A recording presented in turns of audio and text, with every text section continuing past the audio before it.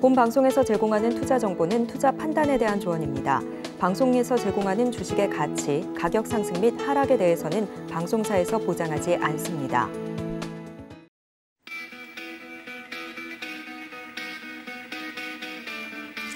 안녕하십니까. 고수익 작전 타임 진행의 도지엔입니다. 간밤에 뉴욕 증시는 추수감사절로 휴장이었습니다. 그리고 오늘 밤에 열릴 뉴욕 증시 같은 경우도 현지 시간 기준으로 오후 1시에 조기에 폐장할 예정이기 때문에 이 블랙 프라이데이를 앞두고 과연 도소매 업체들의 실적이 어떻게 나올지 기대가 되는 한편 어제 뉴욕 증시가 휴장일 때 한국과 우루과이전이 있었죠. 많은 분들이 보고 주무셨을 것 같긴 한데 관련돼서도 국내 증시에 영향이 있을 것 같은 내용들 오늘도 장전에 저희가 이슈 체크해드릴 테니까 오늘장 대응하시는 데 도움 받아보시기를 바랍니다. 자, 글로벌 증시와 더불어서 국내 증시 작전 세워보도록 할 텐데 뉴욕 증시가 휴장이었던 만큼 다른 시장들 위주로 이슈를 좀 챙겨보도록 하겠습니다. 먼저 첫 번째 이슈 분석을 해주실 전문가님 모셔보도록 하겠습니다. 주식회사 플래처 김덕호 대표님과 전화 연결하도록 하겠습니다. 대표님 안녕하십니까? 네, 반갑습니다. 네, 반갑습니다. 이슈 분석을 해주시기로 했는데 뉴욕 증시가 휴장이었던 관계로 이 국내 증시와 관련된 내용들 위주로 좀 여쭤보도록 하겠습니다. 첫 번째 이슈인데요. 어제 한국은행이 이 기준금리를 계속해서 인상한다는 방침을 밝혔고 결국엔 베이비 스텝이 적절하다고 판단하면서 결정을 내렸는데요. 저희가 다음에 이제 좀 풀어야 될 과제들이 또 남아있는 것 같습니다. 어떤 부분부터 살펴볼까요?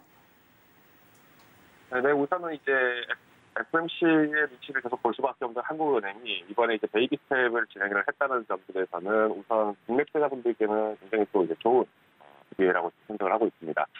우선 이제 앞서서 말씀드렸습니다만은 연준 눈치를 살핀다는 거는 현재 지금 금리 인상 속도를 한국은행이 쉽게 따라잡지를 못하고 있다는 맹점을 지금 나타내고 있는데요. 우선 이제 한국은행 같은 경우에는 지금 이제 국내에 있는 투자자들의 어떤 자산 이동뿐만 아니라 실제로 해외에서 국내로 투자를 하고 있는 채권이라든가 이런 부분에 영향을 크게 줄 수밖에 없기 때문에 사실 금리 격차가 커지면 커질수록 이제 자금들이 굉장히 많이 유출이 될 수밖에 없는 상황입니다. 그러다 보니까 이제 한국은행에서는 지금 현재 금리 역전 현상을 어떻게든 방어를 할 수밖에 없는 상황이다 보니까 연준이 금리를 계속해서 매파적으로 인상을 하게 될 경우에는 사실상 한국에 대한 투자 가치가 굉장히 많이 떨어질 수밖에 없습니다. 이렇게 되면은 이제 기존의 기업들을 대상으로 이제 투자를 했던 많은 수익들도 마찬가지로 빠질 수밖에 없는 상황이고요. 이처럼 이제 시장에서는 결국 금리에 대한 부분들을 계속 잡을 수밖에 없다는 점은 너무 명확한 사실인 것 같습니다. 다만 이제 최근 지난 6개월 그리고 지난 1년 동안에서 가장 많이 언급했던 단어가 연준이 언급했던 단어가 인플레이션이라는 단어를 감안하신다면은 현재 시장에서 여전히 인플레이션이 명확하게 잡혔다라고 확신을 하기에는 좀 어려운 시점입니다. 지금 지난 11월 FOMC 의사록이 이제 공개가 됐습니다만은 내년에 경기 침체 가능성은 충분히 열어두고 있는 상황이라는 점이 특징이고요. 여기에 따라서 인상 속도에 대한 조절도 충분히 필요하다는 부분들이 아무래도 시장에서는 조금 다소 안도를 할 수 있는 부분이 아니었나라고 생각이 됩니다. 문제는 이제 지금 FOMC에서 언급을 하는 부분들 중에서 속도 조절에 대해서만 초점이 너무 많이 맞춰져 있고요. 사실상 이제 최고 금리, 이제 최종 금리에 대해서는 조금 언급이 좀 덜한 상황이다 보니까 어떻게 보면은 투자자분들이 일부는 알지만 가장 핵심이 되고 있는 연준에서의 목표치를 좀 확인하시면 좋을 것 같습니다. 우선 이제 FOMC에서 지금 이번에 금리 인상을 하게 되면서 최종적으로 연말까지는 3.5% 정도 수준에서의 금리를 지금 목표를 하고 있는 것을 확인을 했습니다. 다만 내년까지 했을 때 최종 금리는 4.6%, 즉 이제 4.5에서 4.75 수준까지도 인상을 할 가능성이 높다라는 게 특징이고요. 이는 이제 지난 11월 FOMC 이후로부터 이제 11월 FOMC 이후로부터 이제 1.25%포인트를 또 상승을 하게 됩니다. 즉 현재 연준에서 왜 인플레이션이 어느 정도 주춤을 하고 있는 상황에도 불구하고 금리 인상 속도만 조절을 하지 최종 금리는 계속 낮추지 않고 있느냐. 이는 이제 현재 인플레이션 자체가 기존의 금리 인상을 갔던 정책만 가지고는 아직 명확하게 잡히고 있지 않다는 뜻입니다. 즉 이제 우크라이나 전쟁이 발발하게 되면서 처음에 에너지가 폭등을 했었죠. 그러다 보니까 처음에는 이제 인플레이션에 대한 영향이 전쟁 자체에 대한 단기 종식으로 해소가 될 줄 알았는데 전쟁 자체가 장기화가 되기 시작하면서 전반적으로 이제 공급에 대한 부분, 공급 불안이 나타나기 시작했죠. 이러다 보니까 이제 각국에서는 금리를 올릴 수밖에 없는 상황이 됐고요. 특히 이제 미국 같은 경우에도 이번 강달러 현상에 대해서 이미 많은 신흥 국가들이 어려움을 겪을 것을 예상을 하고 있음에도 미국 경기 부양을 위해서는 어쩔 수 없이 금리 인상을 해야 된다는 목소리들이 좀 많이 나오고 있습니다. 그러다 보니까 지금 이제 세인트루이스 여론총재를 비롯해서 이제 많은 메타적 성향을 띠고 있는 의원들은 최종 금리를 7%까지도 언급을 하는 사람들도 있고요. 이러다 보니까 이제 연준 입장에서는 지금 현재 굉장히 팽팽해진 상황입니다. 즉 이전에 지난 1년 전, 즉 이제 2021년도에 물가가 굉장히 많이 언급이 되기 시작했을 때는 왜 금리를 올리지 않냐라는 부분에서 굉장히 목소리가 많이 나왔었고, 여기에 이제 지난 3월부터 해서 인플레이션이 공격적으로 올라가기 시작하니까 파월 의장이 너무 뒤늦은 대처를 한 게 아니냐라는 어떤 지적의 목소리가 많이 나왔었죠. 반면에 이제 지금 현재 연준에서는 금리 인상 속도에 대한 부분들에서는 어느 정도 완화를 할 필요가 있다는, 여기에 대해서 소통이 굉장히 많이 맞춰 있지만은 아직까지 최종 금리에 대한 부분들의 확정적인 스탠스는 나오지 않고 있는 상황입니다. 즉 내년에 만약 앞서서 잠깐 소개드린 것처럼 4.6% 정도의 최종 금리를 목표를 잡는다라고 하면은 지금 한국은행 같은 경우에도 최소한 1.5% 이상의 1.5%포인트 이상의 금리를 인상을 해야 됩니다. 그렇게 되면은 사실상 지금 개인투자분들 같은 경우에는 대출 자산을 운영하시는 분들 같은 경우 이자에 대한 부분들도 굉장히 많이 부담이 나타나고 있고, 이걸 피하기 위해서 다시 이제 안전자산을 운영하는 채권으로 이동을 하더라도 금리가 계속 올라가기 때문에 채권 가격이 떨어질 수밖에 없다라는 얘기죠. 즉 이제 금리 인상기가 되면은 어쩔 수 없이 투자자들의 입장에서는 굉장히 좀 암울한 시기가 될 수밖에 없다라는 건데, 한국은행이 이 부분들을 굉장히 잘 알고 있다 보니까 결국은 쉽게 금리 인상할 수 없다라는 거죠. 즉 지금 특히나 이제 상업 같은 경우에도 우리가 이제 흔히 얘기하는 음식 업종이라든가 아니면 식료품 쪽 관련된 부분이라 하더라도 외식 업종도 마찬가지입니다. 지난 3년 동안의 역사를 들어보면은 팬데믹 이후부터 사실상 장사를 할 수 있는 기회가 없을 텐데, 이제 장사를 하려고 나니까 금리가 올라가서 오히려 버틴 사람이 더 힘들어지는 그런 상황들이 좀 아이러니가 나타나고 있죠. 이러다 보니까 사실상 이제 한국은행 입장에서는 이제 금리를 섣부르게 올리지는 못하겠고, 그렇다고 해서 금리가 역전돼서 계속 해외 자본이 유출되는 상황을 또 막아야겠고, 이런 상황이다 보니까 이번 마지막 금리 인상을 할 수 있는 기회에서는 오히려 베이비 스텝, 즉 역전많은 방어를 하자라는 취지로 해서 0.25%로 올린 것으로 해석을 하고 있습니다. 그러다 보니까 이번 12월 FOMC에서 연준이 금리를 인상할지, 또 금리를 인상하지 않더라도 내년에 최종적인 금리 인상에 대한 금리 목표에 대한 부분의 발표가 어디까지 이루어질지가 관건일 것 같습니다.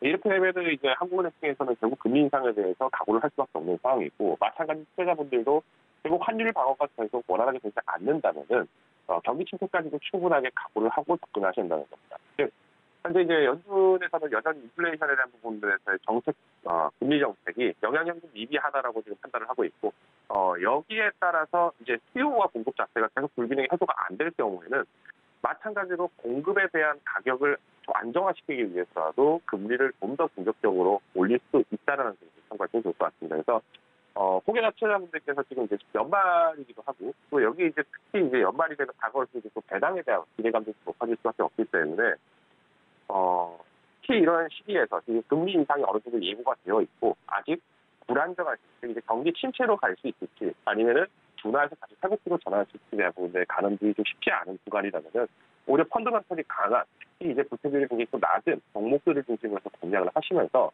배당 전략을 활용하시는 것도 하나의 좋은 방안이 될 거라고 판단하고 있습니다. 네, 이 금리 인상과 관련돼서 자세하게 좀 설명을 해주셨는데요. 한국은행은 앞으로도 추가 금리 인상을 예고한 바 있습니다.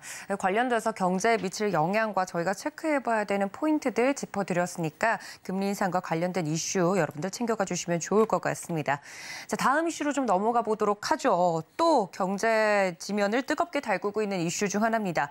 금융투자소득세, 이하 금투세에 관련된 논란이 굉장히 뜨거운데요. 정부가 이 금투세와 관련돼서 유예를 계속하겠다라는 이야기가 나오면서 지금 시장에 좀 혼란을 주고 있는 모습입니다. 실제로 적용이 가능한지, 만약에 적용이 가능하다면 우리가 기대하는 기대 효과들은 나올 수 있을지 궁금한데 대표님 어떻게 보고 계십니까?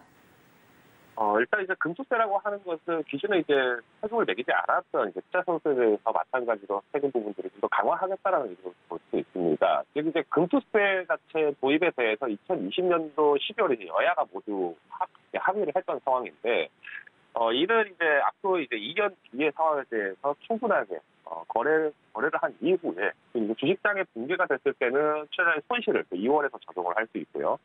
반면에 이제 국가 입장에서 국정 운영에 있어서는 또 도사 개편을 또 확실하게 하다 보니까 채권 확보에 대한 부분들에서의 안정성도 확보를 할 수가 있습니다. 그러다 보니까 이제 여야가 이제 지난 2년 전에 합의를 했던 내용에서 이제 적용을 한 달 앞두고 지금 갑작스럽게 여당 측에서 이제 유예를 다시 유예하자라는 언급이 좀 나오고 있습니다. 이게 문제가 되고 있는데요. 우선 이제 최근에 이제 주식시장을 지난 2년 동안의 주식시장을 이제 함께 투자를 하시면서도 동참하셨던 많은 투자자분들에는 공감을 하시겠습니다만은 이미 이제 주식장이 많이 무너지고 있는 상황 속에서 이제 금지세를 적용을 한다라고 하면은 이제는 말 그대로 회복을 해야 되는, 즉 이제 증시에서 굉장히 투자를 했다가 손실폭은 이미 늘어난 상황에서 이제 회복을 하려고 하는 시기에서 차익부에 대한 세금을 내라고 하면은 사실 기분이 썩 좋지는 않을 겁니다. 즉, 뭐 이제 직장인분들이라면은 좀 비슷하게 공감을 할 수 있을 것 같은데, 뭐 연말정산을 하게 될 때 연말정산을 많이 받기 위해서 세금을 많이 내야 된다. 이런 부분들에서는 조금 기분을 썩 좋게 느끼지는 않으실 것 같습니다. 13월에 월급을 내기 위해서 연말정산 때 원천징수하는 금액을 많이 내라. 이 부분들은 사실 업태가 있는 거죠. 그러다 보니까 여당 측 입장에서는 오히려 지금 현재 주식시장이라든가 혹은 이제 자본시장이 굉장히 많이 침체가 되어 있고 이 부분에서 성급하게 도입을 했을 때는 오히려 자본시장 자체가 굉장히 붕괴될 가능성이 높다라고 지금 주장을 하고 있는 상황입니다. 반면에 이제 여당 측에서는 왜 그러면은 예정대로 지금 당장 내년 1월에 시행을 해야 된다라고 주장을 하느냐?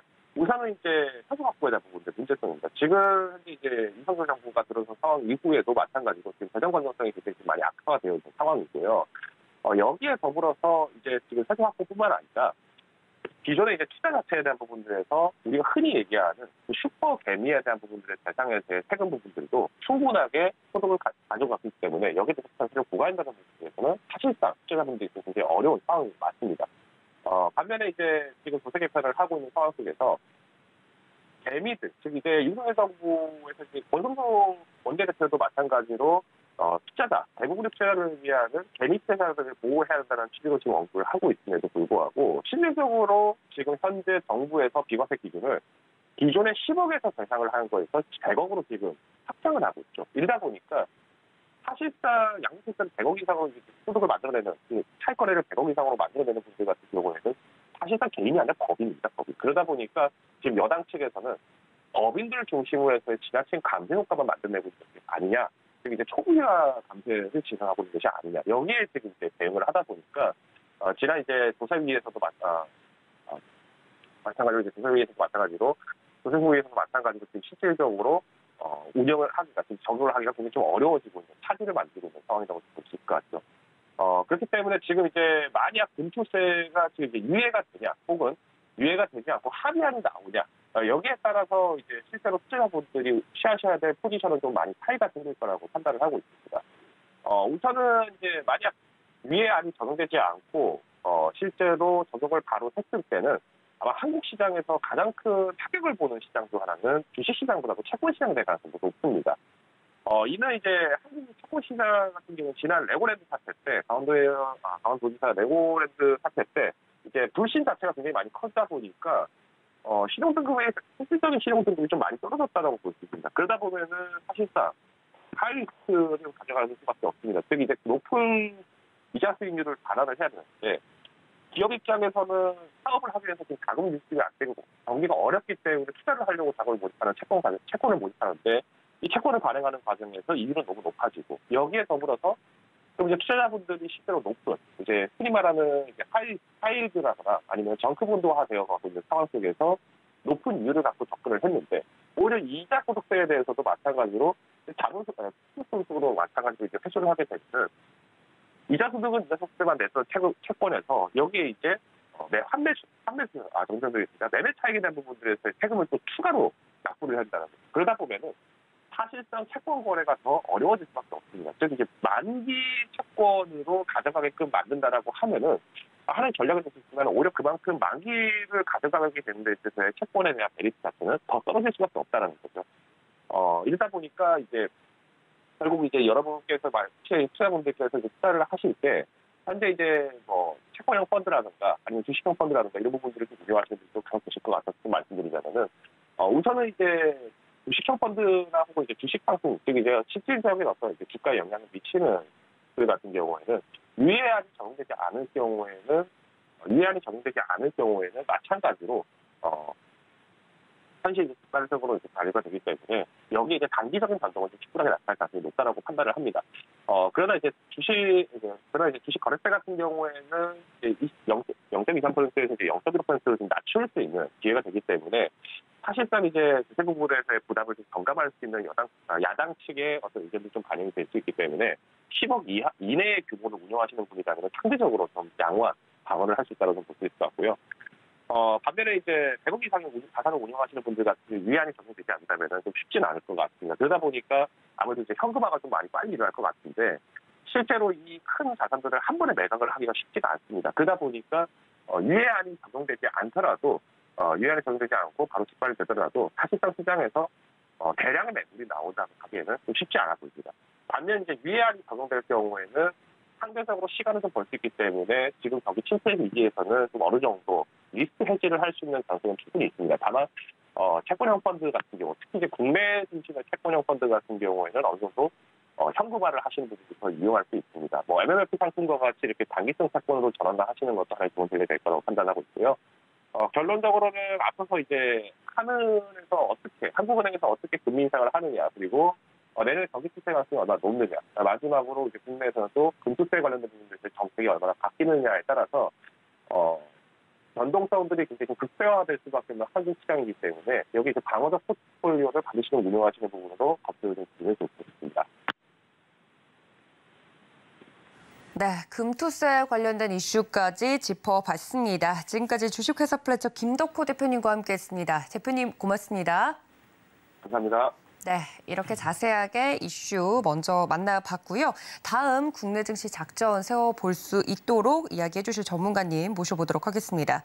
루크투자연구소의 임순재 대표님 스튜디오에 모셨습니다. 대표님 어서 오세요. 네, 안녕하십니까? 네, 어제 많은 투자자분들이 뉴욕 증시도 휴장이고 네. 또 한국과 우루과이의 또 월드컵 경기가 있었기 때문에 많은 분들이 보셨을 것 같은데 대표님 어떻게 보고 주무셨나요? 네, 어저께 저는 보고 잤습니다. 아, 네. 의외로 생각보다 좀 잘 하더라고요. 네, 아니 선전했다는 이야기들이 계속 나오고 있더라고요. 남은 월드컵 경기도 우리 국가대표 선수들이 잘 치렀으면 좋겠는데 어제 국내 증시도 시장 분위기가 좀 좋았다는 이야기가 들려옵니다. 외국인과 기관이 함께 순매수를 해줬다는데 시장 분위기 어땠습니까? 네, 그 전날이었죠. 미국 시장이 이제 추수감사절 이전에 이제 좀 강한 이제 랠리 상승세를 좀 보였습니다. 그 상승세가 국내 시장에도 같이 연결이 됐다라고 보시면 될 것 같고요.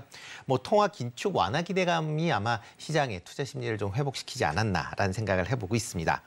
이에 따라서 미국의 채권금리나 달러 인덱스 같은 경우도 모두 하락세를 보이면서 위험 자산 선호 심리를 좀 개선했다라고 보시면 되겠습니다.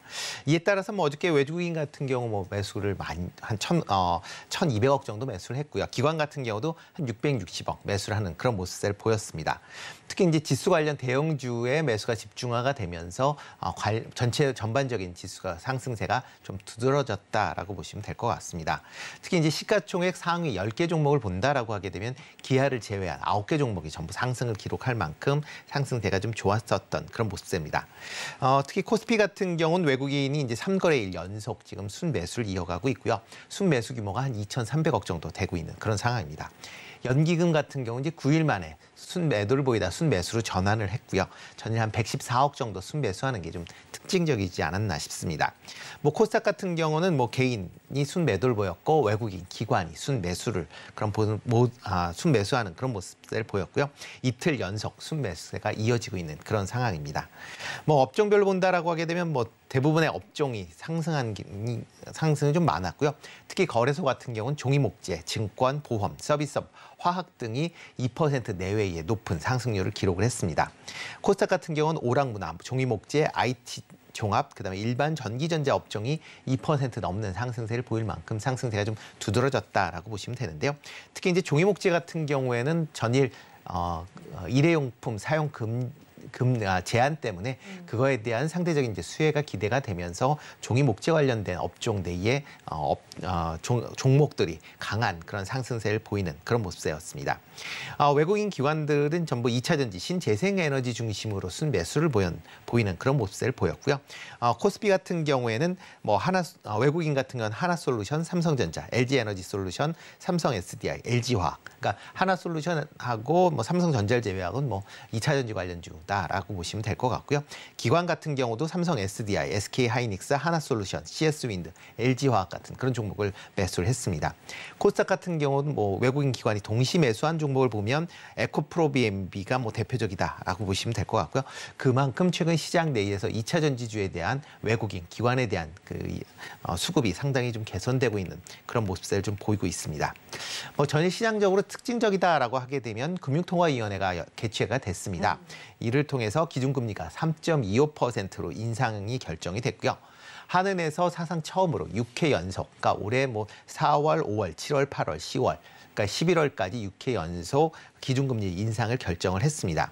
뭐 최근에 5%대의 이제 높은 물가 상승률, 그다음에 미국의 기준금리 인상으로 인해서 기준금리 인상은 뭐 불가피했다라고 보여지고 있고요. 다만 이제 국내 경제의 자금 경색이 최근에 이제 심화되고 있는 그런 상황이고 향후 경기 침체 등을 고려한다라고 하게 되면 뭐 빅스텝이 아닌 이제 베이비 스텝인 0.25%포인트가 인상이 됐다라고 보시면 되겠습니다. 뭐 최근 이제 이렇게 기준금리를 올리면서 한미 간의 기준금리 격차가 기존 1%에서 0.75%포인트로 줄어드는 그런 모습을 보였습니다. 다만 이제 미국에서 12월 달 FOMC 회의에서 기준금리를 추가적으로 인상을 할 것이다라고 지금 예고돼 있는 상황에서 다시 기준금리는 벌어질 가능성이 있다라는 것도 감안하시는 게 좋을 것 같고요. 하늘에서 어저께 이제 금융통화위원회를 하면서 같이 이제 내년도 국내 경제 성장률 예상치도 같이 발표를 했습니다. 그런데 이제 기존보다 한 0.4%포인트 하향한 1.7% 정도 될 것이다라고 그럼 예상을 했습니다.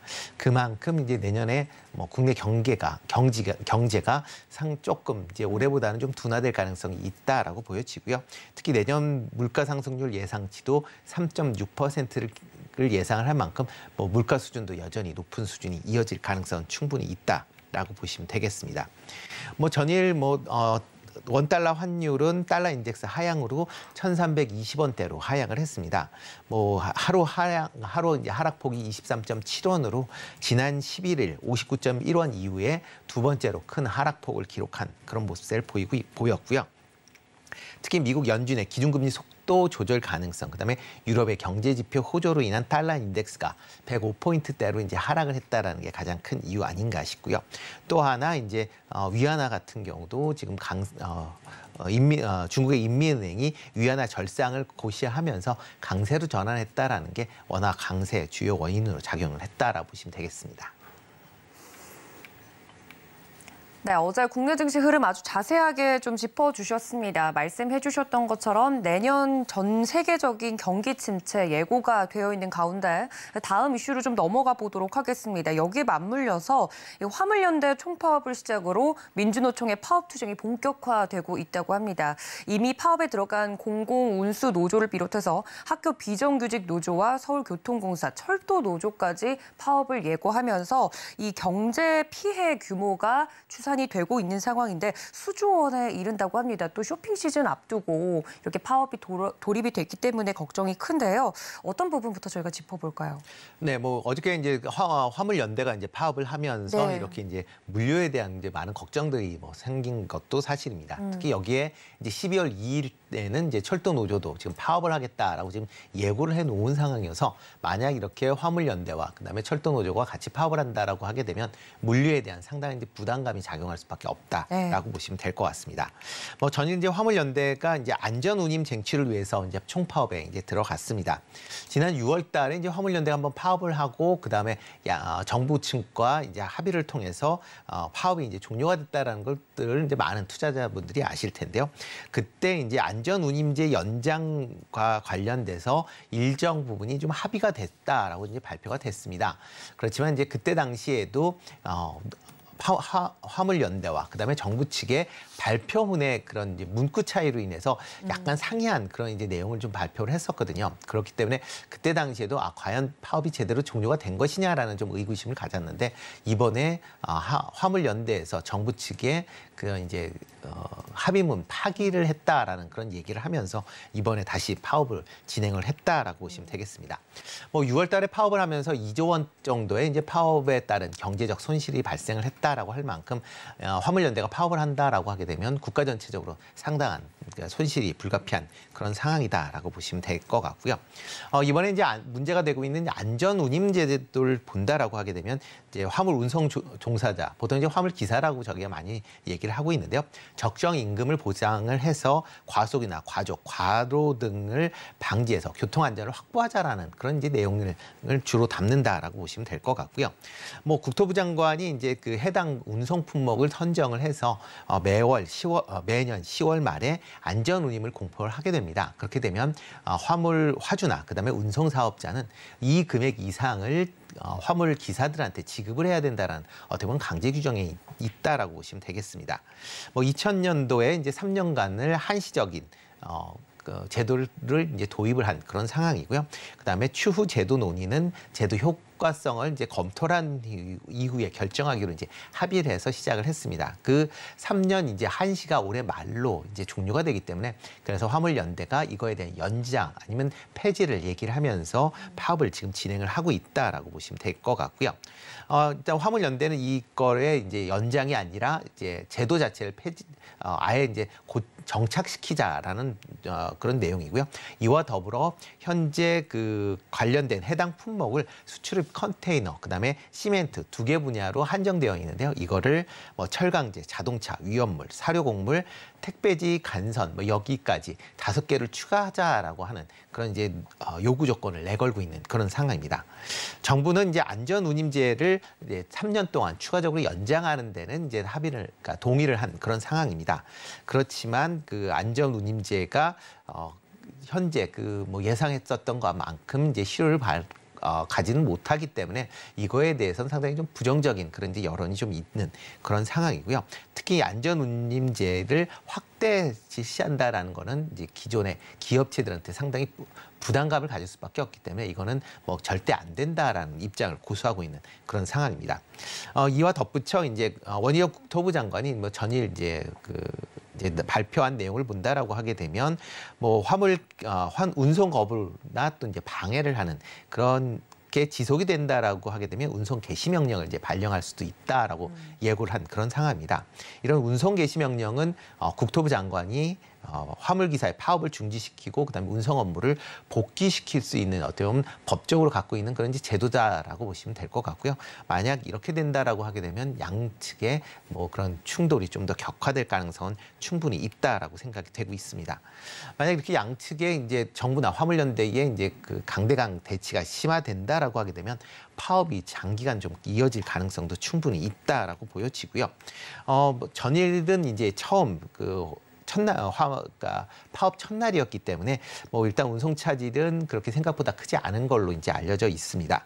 뭐 지금 발표된 걸로만 본다라고 하게 되면 강원도의 뭐 시멘트 공장의 출하량이 평소에 20에서 80%로 줄었다. 그다음에 현대제철의 이제 포항 공장의 제품 출하가 지금 일시 중지가 되고 있다라는 거고요. 그다음에 현대차 같은 경우 캅 캐리어의 를 통한 이제 탁송이 중단되어 있다라고 이제 얘기들이 나오고 있습니다. 그러니까 아직까지는 뭐 전반적인 상황은 아니지만 이제 만약 파업 기간이 길어진다라고 하게 되면 이런 물류 관련된 부분이 전 산업군으로 확대될 가능성은 충분히 있다라는 것도 감안을 하셔야 되지 않을까 싶습니다. 네, 대표님께서 말씀을 해주신 것처럼 지금은 이 파업에 돌입한 지 초기 단계이기 때문에 직접적인 영향은 크지 않지만 다음 달 2일까지 대정부 공동 파업에 돌입을 하겠다라고 선언을 한 만큼 좀 장기화되면 말씀해 주신 것처럼 산업군별 피해가 굉장히 클 것으로 예상이 됩니다. 어떤 부분부터 영향을 미칠지 체크해 보면 좋을 것 같은데요. 네, 일단 뭐 전체 산업군이 다 영향을 받는다라고 보시면 될 것 같고요. 그중에 이제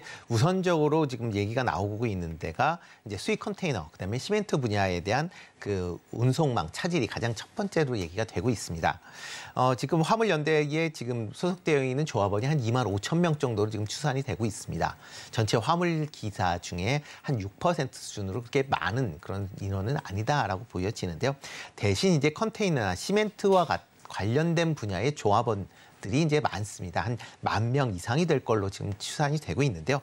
만약 이렇게 뭐 화물연대 기사들이 이제 파업에 이제 많이 동참이 된다라고 하게 되면 이러한 이제 컨테이너나 그다음에 시멘트 분야의 그런 이제 수출입과 관련된 운송이 상당히 차질을 빚을 걸로 예상이 되고 있고요. 이와 더불어 이제 화물연대가 지금 주요 거부 품목으로 이제 얘기가 되고 있는 철강, 석유화학, 자동차, 조선 분야 같은 경우도 타격이 불가피하지 않을까 싶습니다. 특히 이제 컨테이너 수송이 중단될 경우에 이제 수출입 관련된 물량이 가장 큰 타격을 받는다라고 보시면 될 것 같고요. 특히 이제 국내 이제 컨테이너 운반 사항을 본다라고 하게 되면 내륙과 항만 사이에 물류를 지금 뭐 운송하는 걸 대부분이 지금 화물차가 담당을 하고 있다라고 보시면 되겠습니다. 만약 이렇게 이게 장기간 지속이 된다라고 하게 되면 수입이 된다라고 해도 이 물건이 기업체로 넘어가기가 어려울 가능성이 충분히 있고요. 그러다 보면 기업체 생산에도 상당한 차질을 빚을 가능성은 충분히 있다라고 보시면 되겠습니다. 뭐 시멘트 관련된 분야는 단순히 시멘트 운송이 중단되는 거에서 끝나는 게 아니라 시멘트와 관련된 분야, 그다음에 뭐 레미콘이나 그다음에 건설 관련된 분야까지 확대될 가능성도 충분히 있으니까 뭐 이렇게 된다라고 하게 되면 뭐 건설 현장이 다시 진행이 중단되는 그런 상황이도 가능성은 충분히 있다라고 보시면 되겠습니다. 이와 더불어 이제 철강 관련된 분야의 출하량 지연에 따라서 관련된 피해도 지금 예상이 되고 있고요. 지난 6월달에 뭐 파업일 때 철강 관련된 분야에서의 피해액 이 한 1조 원 정도 된다라고 할 만큼 관련된 이제 물류 피해가 가장 큰, 그러니까 금액적으로 큰 분야가 철강 분야 아닌가라는 생각을 해보고 있습니다. 특히 이제 화물연대의 파업이 이제 지속이 된다라고 하게 되면 뭐 이게 단순하게 이런 뭐 방금 말씀드린 뿐만 아니라 이제 유통 관련된 업체들도 큰 타격을 입을 가능성이 충분히 있다라고 보여집니다. 특히 월드컵과 이제 연말 특수 관련돼서 기대를 많이 했었는데요. 네. 이러한 특수가 상당 부분 제한될 가능성이 좀 있다라고 보시면 될 것 같고요. 이뿐만 아니라 이제 유류나 가스, 이제 수소 운송 같은 이제 여러 가지 연료용 운송용 연료들의 이제 운반도 대부분 이제 화물차로 지금 운송이 되고 있습니다. 뭐 그렇기 때문에 이러한 운반 관련된 그런 이제 문제도 향후 뭐 다시 불거질 가능성도 크게 있다라고 보시면 될 것 같습니다. 또 하나가 이제 안전운전이 운임제가 만약 파업이 종료됐을 때 화물연대의 요청대로 확대가 된다라고 하게 되면 관련된 운송 관련 비용들이 이제 크게 증가를 하면서 관련된 기업들의 비용 증가로 이어지면서 실적에도 조금 악영향을 미칠 가능성도 있다라고 보여집니다. 자, 이번 총파업과 더불어서 특히 저희는 경제에 좀 포커스를 맞추어서 이야기를 나눠봤습니다. 미리 예고가 된 만큼 좀 원만하게 갈등이 해결되기를 바라면서 관련된 내용 이슈 정리까지 마쳐보도록 하겠습니다. 지금까지 루크투자연구소의 임순재 대표님과 함께했습니다. 대표님 고맙습니다. 네, 고맙습니다. 자세하게 이슈 분석해봤는데요. 이번에도 다음 국내 증시 작전 세워보실 전문가님 연결해보도록 하겠습니다. S인베스팅 코리아 임혁 수석연구원님 연결해보도록 하겠습니다. 연구원님 안녕하십니까? 네, 반갑습니다. 네, 반갑습니다. 자, 오늘 같은 경우는 어제 국내 증시 영향과 더불어서 이번에 발표가 된 11월 FOMC 의사록 내용도 정리를 해주신다고 들었는데 어떤 내용 짚어볼까요? 네, 일단 어제 코스피, 코스닥 외국인 기관 순매수를 보이면서 상승 출발을 했었죠. 그래서 상승폭을 키워나가면서 코스피는 뭐 한 1% 정도고 코스닥은 뭐 1.7% 정도 상승세로 마감을 했습니다. 최근 패드 위원들이 인플레이션 목표치까지 아직 갈 길이 멀다. 인플레이션 지표가 한 달 좋게 나왔다고 해서 인플레이션이 잡힌 것이 아니다라는 등의 매파적 발언으로 좀 투심을 악화시켜 왔는데, 패드 2인자인 브레이너드 부의장이 또 조만간 금리 인상 속도가 느려질 수 있다고 언급을 하면서 매파적 발언과 비둘기파적 발언이 겹치면서 시장의 방향성을 잃게 했었는데, 어제 FOMC 의사록 공개가 있었죠. 또 이렇게 통화 정책에 대한 불확실성이 가득한 상황에서 모두가 집중할 수밖에 없는 그런 이슈였었는데, 그 결과로 여전히 금리가 이전 예상보다 더 높게 오를 것으로 예상하지만 향후에 금리가 얼마나 더 오를지 확신하지 못하고 있는 것으로 좀 나타나면서 또 시장에서는 페드의 금리 인상 속도 조절 기대감이 커져서 좀 투심이 개선되는 모습을 보였습니다.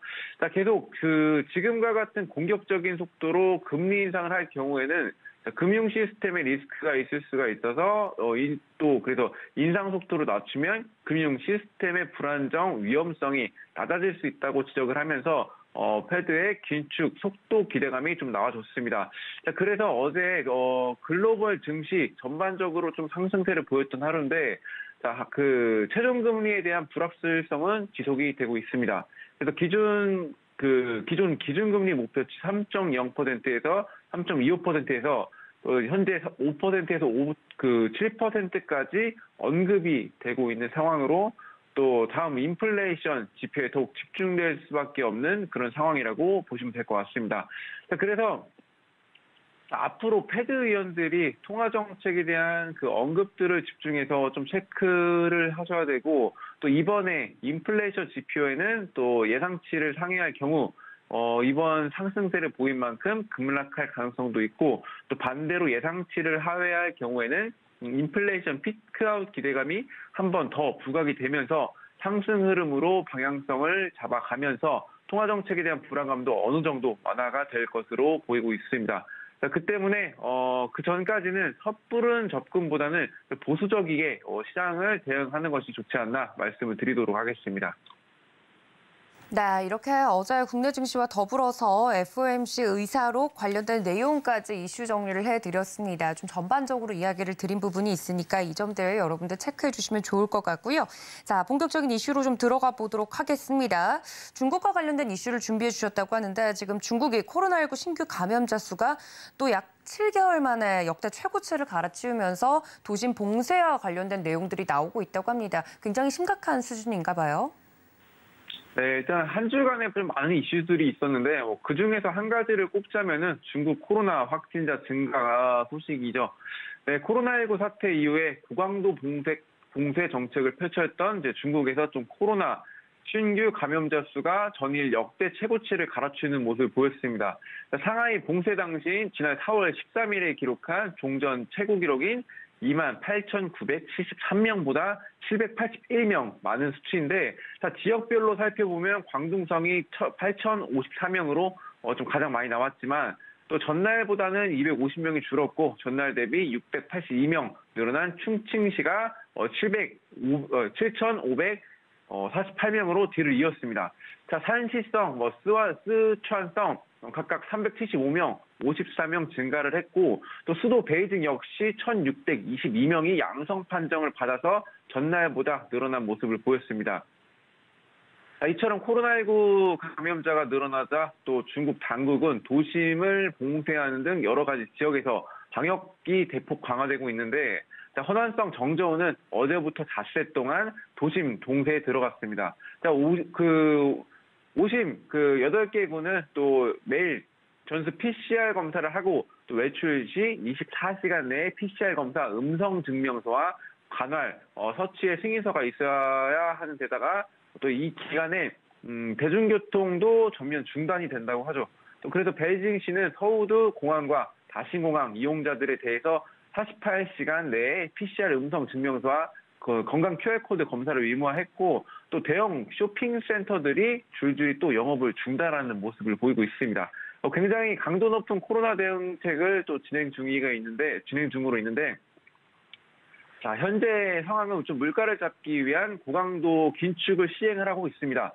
자, 중국 봉쇄가 지속이 된다면 물가는 더욱더 상승할 수가 있고, 또 경기 침체에 대한 그런 우려까지 겹치면서 디플레이션 우려가 되면서 또 사태가 더욱 심각해질 수가 있겠습니다. 자, 게다가 또 고강도 대응에 중국 시민들의 거센 항의가 늘어날 것으로 보이면서 다시 한번 또 중국의 유동성들의 움직임이 있을 거라고 예상되면서 다시 한번 중국에 투자하는 외국인들의 수급이 한국 증시로 또 몰려들 가능성이 있어서 중화권과 디커플링 현상을 보일 가능성도 있다고 예측을 하고 있어서 중화권 움직임을 좀 주시하면서 대응을 하시는 것이 좋겠습니다.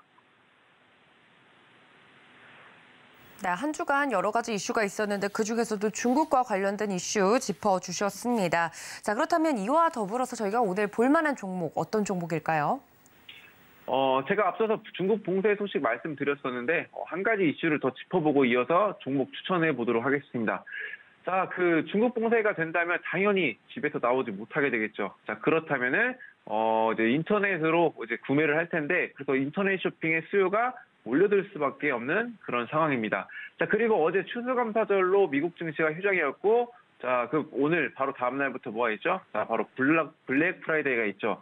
자, 블랙 프라이데이는 쉽게 말씀드리자면은 미국에서 추수감사절 다음 날이 금요일로 1년 중 가장 큰 폭의 세일 시즌이 시작되는 날이라고 보시면 되겠습니다. 자, 그렇다면 우리가 여기서 이제 중국 봉쇄 소식, 블랙 프라이데이 시작, 이 두 가지 이슈를 본다면 쉽게 예측할 수 있는 종목이 몇 가지 보이실 텐데 저는 그 많은 종목 중 떠오르는 종목인 다날에 주목을 해보시길 추천을 드립니다.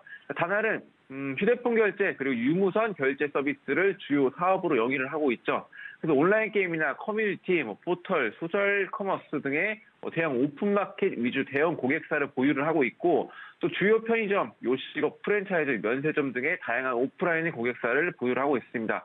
오프라인 결제 시장을 겨냥한 또 바코드 결제 솔루션을 개발을 해서 중국 텐센트 그룹의 모바일 메신저 위챗에도 국내 바코드 결제 솔루션을 제공했는데 블랙 프라이데이와 중국 봉쇄 소식으로 이 종목이 움직여줄 가능성이 있다고 판단을 했습니다. 그리고 현재 차트를 보자면 지지 저항선이 크게 작용하고 있는 5,500선이 보이실 텐데 현재의 상황으로는 바닥권이라고 볼 수가 있겠습니다. 그리고 추수감사절 중국 봉쇄 소식이 겹치면서 조금씩 상승할 준비를 하고 있는데 이 종목 같은 경우는 중장기 종목이 아니라 정말 단기적으로만 보고 접근하는 것이 좋습니다. 그리고 재무제표상으로도 이제 업종상으로 저평가되어 있는 모습이지만 영업이익, 단기순이익이 적자를 보이고 있는데 미국 금리 인상, 러우 사태 장기화 등의 대외적 불확실성이 증가를 하면서 또 보유 중인 단기금융 자산 가치가 급격히 하락하면서 영업 손실과 단기 순손실이 발생한 것으로 이제 분석이 되고 있습니다. 근데 금융시장 대외적인 불안 요소가 해소가 된다면 실적 개선이 빠르게 나타날 것으로 보이고 또 오히려 가격이 쌀 때 진입하는 것이 좋다고 판단하고 있습니다. 또 휴대폰 결제 시장 점유율 1위를 지속하고 있죠. 그래서 경쟁사와의 격차를 벌리고 있는 상황에 이번 이슈로도 움직임을 좀 기대를 해보고 있는 상황입니다. 자, 가격 전략은 5,500원 선에서 지지받는 걸 확인 후에 진입을 해서 7,500원 선까지 보시는 걸 추천드리고 손절가는 전저점인 5,300원대 부근을 잡고 보시면 될 것 같습니다. 오늘의 종목 다날까지 이야기를 나눠봤습니다. 지금까지 S인베스팅 코리아 임혁 수석 연구원님과 함께했습니다. 연구원님 고맙습니다. 네, 감사합니다. 네, 이어서 자세한 종목에 대한 이야기 이어가 보도록 하겠습니다. 글로벌 파트너스 이상홍 이사님과 함께 연결해 봅니다. 이사님 안녕하십니까? 네, 안녕하세요. 네, 반갑습니다. 간밤에 뉴욕 증시는 휴장이었기 때문에 이럴 때 좀 공부를 제대로 해두면 좋을 것 같습니다. 미국 시장 주요 업종과 관련돼서 종목까지 한 번에 이야기 들어볼까요? 네, 미국 시장 같은 경우는 간밤에는 추수감사절로 인해서 휴장이었습니다. 휴장인 상황에서 최근에 그 신고가 업종을 바탕으로 해서 그 업종 내에서 종목들 같은 경우를 추려낼 필요가 있고요.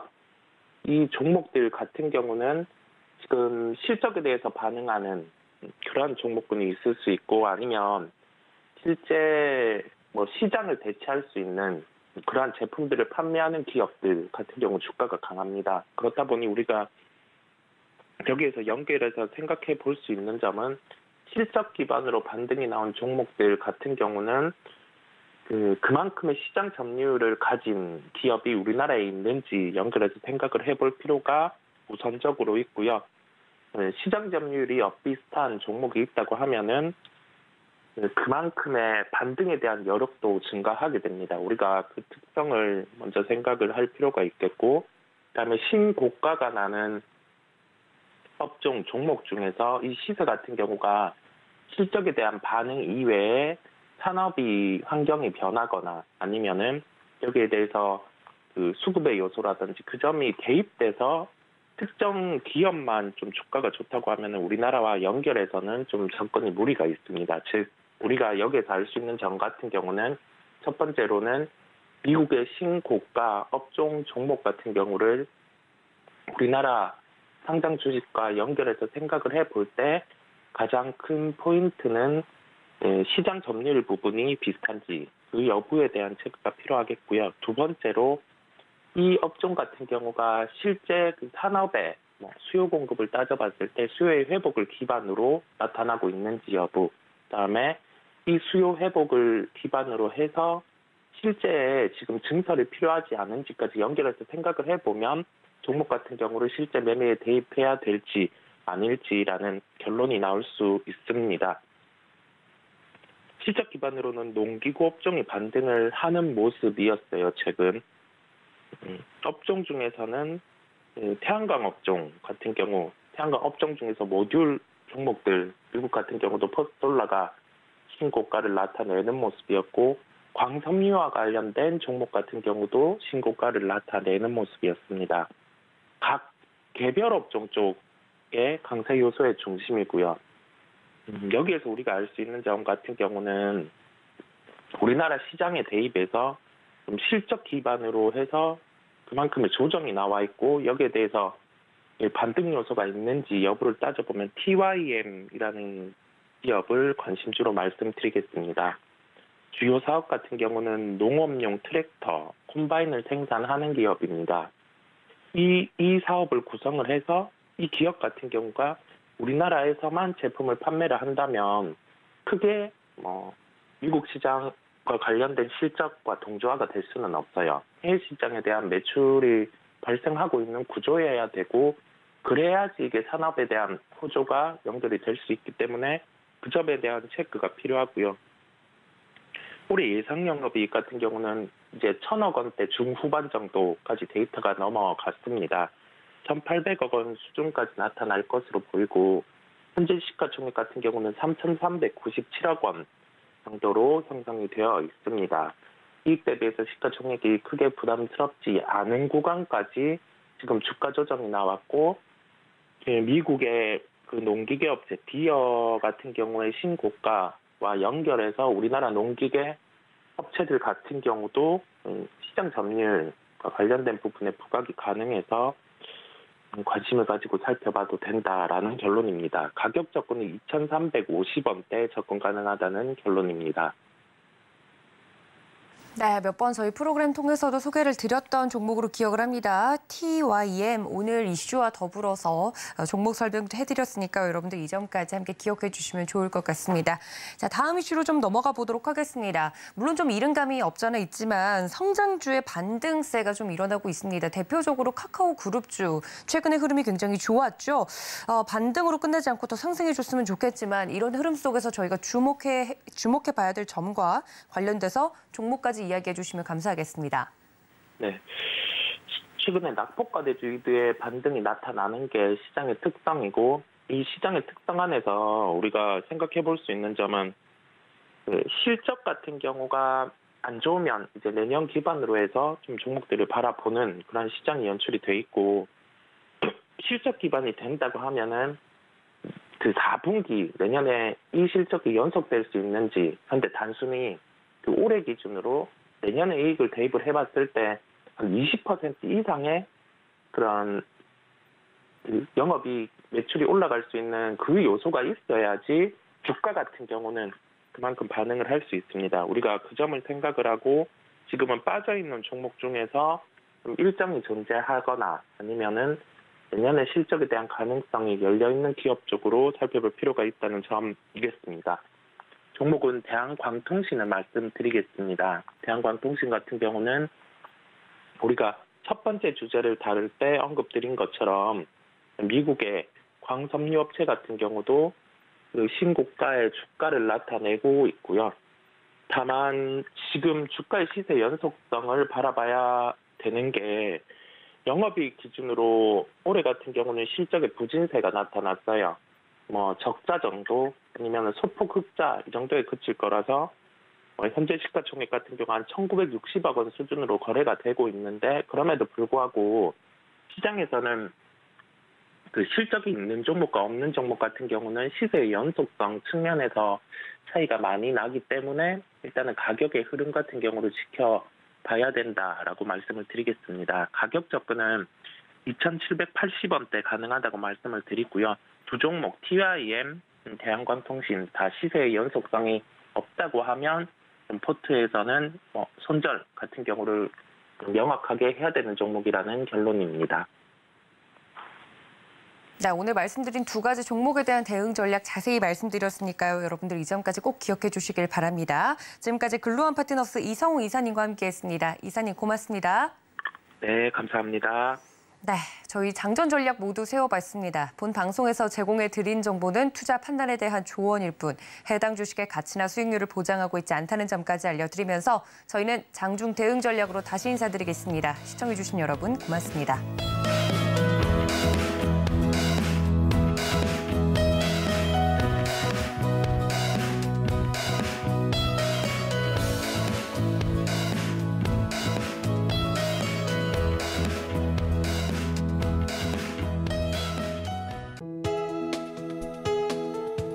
본 방송에서 제공하는 투자 정보는 투자 판단에 대한 조언입니다. 방송에서 제공하는 주식의 가치, 가격 상승 및 하락에 대해서는 방송사에서 보장하지 않습니다.